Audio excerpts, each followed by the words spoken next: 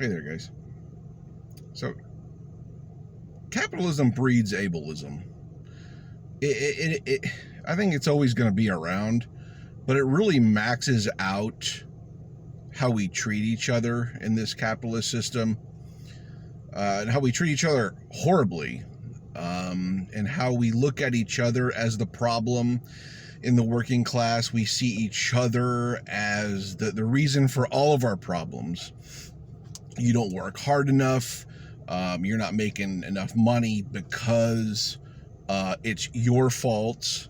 It's your fault that you're middle-aged and working in a fast food joint, when my libertarian ethos has said for decades that those jobs are reserved exclusively for teenagers, 16-year-olds, entry-level positions, etc., when that is not the case at all. It's wonderful to think those things because it helps your ethos, it gives you the delusion that your ethos isn't problematic, as long as that little box isn't disturbed, that minimum wage jobs are just for 16-year-olds and stuff like that.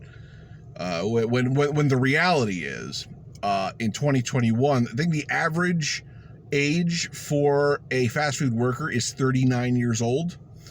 They are typically single parents, and it completely destroys, this libertarian, pie in the sky theory that. Anyways, I'm getting off track already.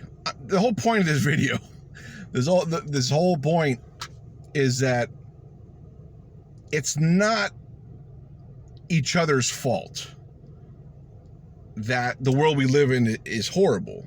It's not because someone is disabled. It's not because someone middle-aged is working a fast food job. It's not because someone's age or whatever. It's always the system. The system is either working for us or it's not working for us. And yet we're instructed by media and politicians and other bad faith people to point the finger at each other and say, you're the problem. You're not trying. This couldn't be more wrong, because systems are accountable for how we treat workers. That's just common sense. It's not always people in the working class struggling.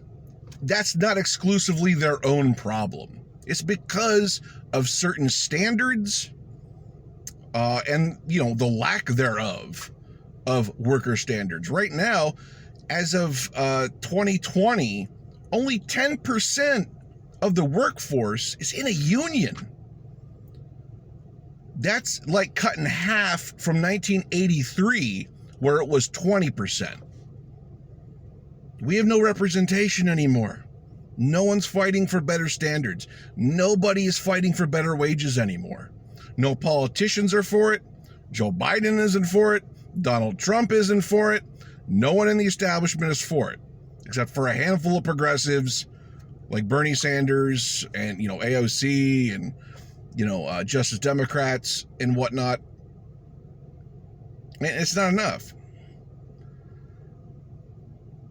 But until we can make this system better, please realize it is not your fellow workers' problem. It is not your fellow Americans' problem that they're doing so bad. Because a lot of people are trying, whether you believe that or not, whether that fits comfortably inside your ethos or not, that's the reality. And most people want to work, most people want to thrive, most people want to prosper, and they can't because of the system that is in place. The trickle-down economic system that is in place. They cannot thrive. They can work 2 jobs and barely make the rent. That's absurd. No one needs to work more than 1 job to pay the bills. That's the way it should be. If you disagree with that, wow, I can't even wrap my head around that one. But please stop being duped into pointing the finger at your fellow worker, at your fellow American, okay? And please look at the system instead. Just do that. Just take a look at the system that's in place. Study up on neoliberalism. Study up on trickle-down economics. Free market capitalism. Like these... I mean, we have people spinning them and making them sound awesome, but they're not for the working class. They are for the upper class. They are for a part of the middle class. They are definitely for the top 1%.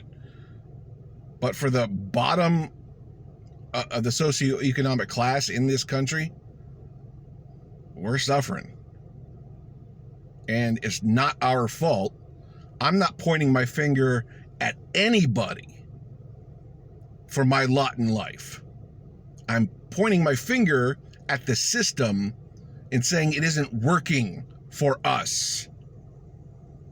And that's where we need to focus each other's attention on, is on the system, not each other. As soon as you start blaming your fellow American for the economic problems in this world, it's just, you're starting off at a dead end. You're driving off a cliff and you can't get anywhere with it. But I get it. It makes people feel comfortable. It makes people feel superior. It makes people who are very egoic in nature to be like, yeah, I'm thriving. And yeah, I'm doing better than you. And, I get the ego mentality. I understand that. And I'm saying to avoid that and to think more critically by looking at the system that we have and finding places where we can make it better. $15 minimum wage is a great start, even though it's not enough. Universal health care is another great place. We're the only Western country that doesn't have health care for everybody. June 2021 was the warmest month on record. We need a Green New Deal at a minimum. Who knows if we can even stop it? We should still try, though. That would create millions of sustainable union jobs, and we need to do stuff like that. So please look at ways we can make the system better and not point the finger at each other, because that's what they want. They want us divided. They want us pointing fingers at each other.